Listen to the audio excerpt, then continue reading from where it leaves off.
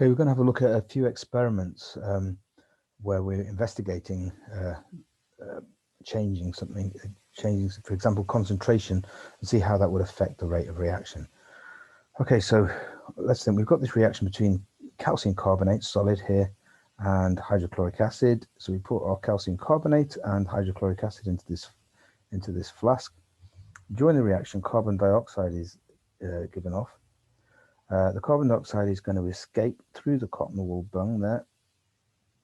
Cotton wool bung is to stop any splashing, and so the mass is going to drop during the course of the experiment. So if you press the tare button, and then you'll get a negative number coming up there, minus 0.15 grams. It's lost that much, and so you measure the mass lost and plot that against time. Now we're going to do it at two different concentrations of acid. We're going to do it first of all with 1 mole per decimeter cubed HCl, and secondly with 2 moles per decimeter cubed, twice as strong. Right, so what would we have to, so here's the results, okay, and this is with our 1 mole per decimeter cubed acid. Should say, sorry, on this axis we're going to plot the mass lost. So that's the mass of carbon dioxide which has been made in the reaction, the rate of production of product, and then we do it with the more concentrated acid. We're going to get something like that. Okay, right, so let's have a think about that. You can see with the more concentrated acid that the red line is much steeper. The rate of production of carbon dioxide, the rate of mass loss, is much greater than it was with 1 mole per decimeter cubed. Let's just have a think about in terms of variables. If they ask you what is the independent variable here, I always think the independent is the one I change. The independent variable is going to be, we're changing the concentration of the acid. And what's the dependent variable? Well, that's going to be the rate of mass lost, the rate of reaction, which is the rate of CO2 made, or mass lost, yeah. And if you think about control variables, what things do we need to keep the same in order to be a fair test?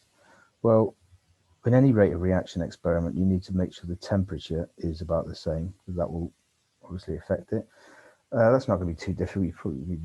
The acid you use is going to be the same temperature anyway. You don't need to use a water bath or anything.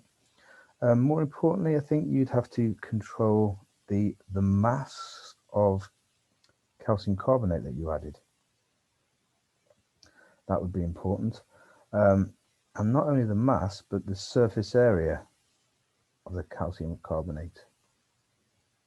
So you'd have to make sure that the marble chips, the calcium carbonate chips you used, were roughly, the same sort of sizes. They wouldn't be exactly the same size. Obviously, each one's different, but you can make sure they're roughly the same. So they'd be probably the most important variables there. Right. Also here, I'm going to say, well, what we used here, we used 50 centimeters cubed. Sorry, we used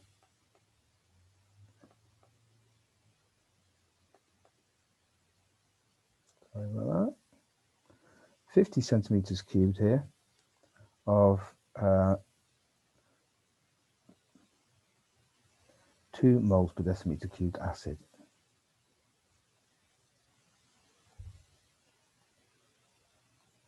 Whereas this blue one, we've used 100 centimeters cubed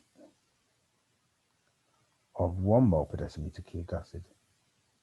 And I hope you've noticed there that, decimeter cubed, I hope you've noticed there that the number of moles would be of acid you've added in each case is the same. Because you've added the red one, you've added half the volume but double the concentration of the blue one. Yeah. So that's why the graphs both level out at the same place, because they're both going to make the same amount of carbon dioxide. Same amount of carbon dioxide, because you've got the same number of moles of acid, and we're presuming that the calcium carbonate here would be in excess. Okay, so what we have to, once we plotted these graphs, we need to work out the rate from them, because look, our dependent variable is the rate of carbon dioxide made. But we've got a problem there, because if you look at the rate of carbon dioxide made here, it is slower than it is here, and it's even slower there, and so on. So the rate changes depending on during the course of the reaction. So where do we want to measure the rate? Well, really, we want to measure the rate at the very start of the experiment, at time 0, because that is when we know the concentration of the acid. Because it starts off at 2 mole per decimeter cubed. As soon as the reaction starts going, what's going to happen to the concentration of the acid? It's going to start decreasing. So we don't really know what the concentration is then. So we need to find the gradient of those lines at time 0. So we need to draw a tangent to them. So I'll draw a tangent. I'll do this one in green for the 2 molar one. So that's going to be pretty steep like that. There's a tangent. And you can work out the gradient by drawing the triangle and work out the rate of change in the mass lost divided by the time. And do it for the blue one, you're going to draw a tangent there. So draw it, we've got a yellow, that's the tangent there. So you can work out the gradient of that line using the construction lines I've drawn there. And obviously the gradient of the red line is a lot steeper than the gradient of the blue line. The rate of reaction is faster. And we know that confirms what we know, that if you increase the concentration of reactants, you will increase the rate.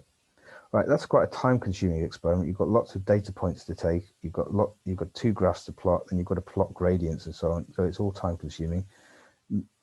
A sort of quicker way of doing them, maybe not as good, is we'll have a look at this reaction here.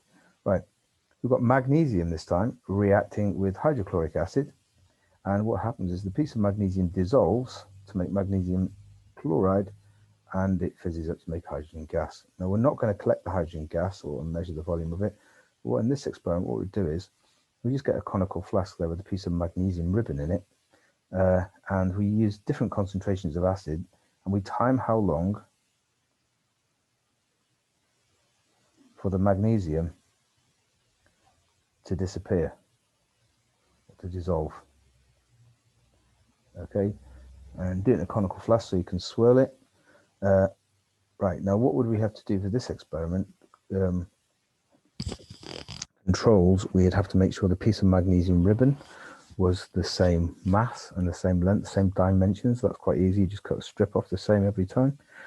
And you have to make sure the temperature was about the same. And that's all you really have to do there. They're the 2 main control variables. And we're going to change the concentration of the acid. So what would be the dependent variable, the independent variable? That would be, the independent variable would be the concentration of the acid. And the dependent variable would be how long for the magnesium to dissolve. Okay, so I've got a results table here of a typical experiment you could do like this. All right, so what you've done is you've done experiment A to G. So you have done 7 different concentrations here. And the way we've done that is we've got 7 different concentrations by mixing different volumes, that's the volume in centimeters cubed, different volumes of hydrochloric acid of concentration 2 mole per decimeter cubed with distilled water. Okay, and then what we do is we time how long it takes for the magnesium ribbon to dissolve in seconds. Okay, so let's just think about those concentrations. This one A, the concentration, the final concentration of the acid, it hasn't been diluted, it's just 2 mole per decimeter cubed HCl, so that's going to be, that is 2.0. Let's have a look at this one here, E. We've got 20 of the 2 mole per decimeter cubed acid and 20 water, so that's obviously going to be half, that's going to be 1.0 mole per decimeter cubed. This one here, C, you've got, well, that's going to be 1.5. Don't worry if you can't see why, but it will be. And the one in between, that's going to be 1.75.